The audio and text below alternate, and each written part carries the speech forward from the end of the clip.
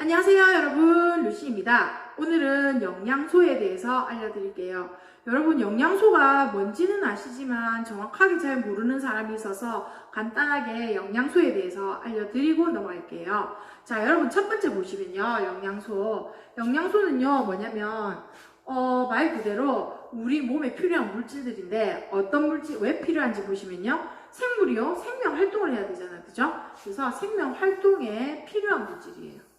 생명 활동은 뭐가 있어요? 자라는 거, 그리고 또 호흡해서 에너지를 내는 거, 이런 것들이 있죠, 그죠? 그래서 몸을요 만들기도 하고, 그리고 또 에너지를 내기도 해요. 그리고 생명 활동에 조절해주는 아이들도 있어요, 그죠? 안에서 몸속에서 체내에 일어나는 여러 가지 반응들을 조절해 줄 수 있어요.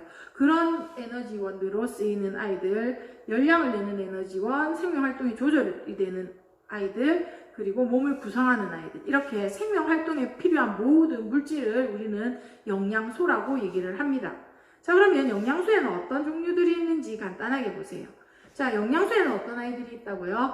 크게 주 영양소라고 하는 아이들이 있어요. 주 영양소는 에너지를 만들어내요. 에너지를 만들어내는 아이들을 주 영양소라고 얘기를 하는데, 크게 뭐가 있느냐? 탄수화물 있고요, 단백질 있고요, 지방이 있어요. 탄수화물이라는 것은 보통 곡류, 밀가루, 전분 이런 것들 얘기합니다. 이런 친구들은요 대부분 에너지원으로 많이 이용이 되고요, 1g당 4kcal의 열량을 만들어내요.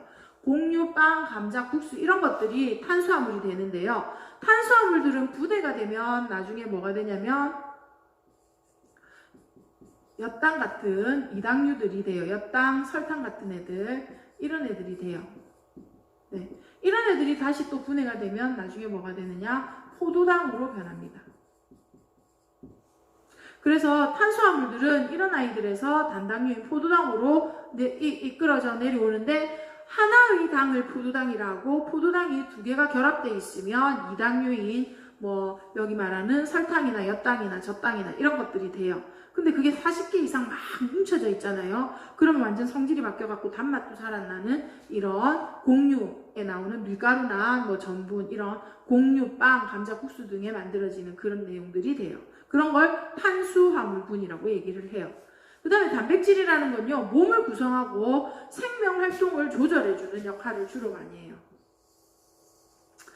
에너지는요 역시 1g당 4kcal의 에너지를 내기는데요, 그 육고기 있죠, 돼지고기, 소고기, 닭고기 이런 아이들 있죠. 그런 아이들의 그 살이 되는 살코기들, 그 다음에 생선살, 그리고 달걀, 두부 이런 것 등에 단백질이 많이 들어있습니다. 가정시간에 배워서 아실 거예요. 그리고 지방은요 대부분 에너지원으로 만들어내는데, 이건 대단해요. 1g 가지고요 9kcal나 되는 열량을 만들어내요. 그리고 종류로는 땅콩, 버터, 동물성 기름, 식용유, 식물성 기름 이런 것들이 있는데요, 이런 아이들이 지방이에요. 여러분들 대충 어떤 느낌인지 아시겠죠? 네, 이런 그림들은 탄수화물이고요, 그 다음에 여기 있는 친구들은 단백질이고요, 이런 친구들은 주로 지방에 해당이 돼요. 그런데 탄수화물과 단백질과 지방의 공통점은 뭐를 만들어낸다? 에너지를 발생을 시켜요. 그래서 우리는 보통 주 영양소라고도 부릅니다. 그래서 교과서에는 나오지 않지만 영양소가 이런 게 있다는 거 알아두시면 좋겠어요. 그리고 그 다음 두 번째는 부영양소가 있어요. 부영양소는 주 영양소를 뭐 해주는 역할을 한다고요? 도와주는 역할을 해요. 도와주는 역할을 하는데 에너지원을 만들어내지는 않죠. 그런데 아까 말한 것처럼 생명활동의 그 물질 대사 조절을 해주는 그런 역할을 해요. 자, 뼈나 이를 구성하기도 하고요, 생명활동을 조절해 준다고 돼 있죠. 그래서 여러 가지 안에서 일어나는 여러 가지 화학 반응들이 잘 일어나도록 도와주는 그런 역할을 해요. 이런 친구들은 멸치, 다시마, 우유 이런 것들이 있는데, 이런 친구들은 무기염류라고 하는데, 무기염류는 보통 여러분들 미네랄이라고 들어보셨나요? 네, 무기염류는 미네랄에 해당이 돼요. 그리고 비타민은 다 아시죠? 비타민은 적은 양으로 생명활동을 역시 조절해 주는 건데, 과일이나 채소 같은 것에 많이 들어있어요.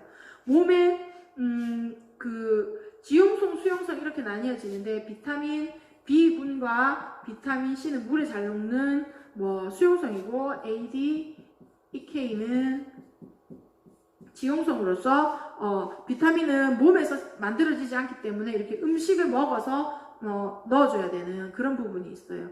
그리고 하루 필요량이 있어야지 둘 다 어떻게 적당하게 내 몸에서 신진대사가 잘 일어날 수 있도록 도와주는 역할을 하는 거죠. 모자라면 부족한 병에 걸리기도 하죠. 결핍증이라는 병에 걸리기도 해요.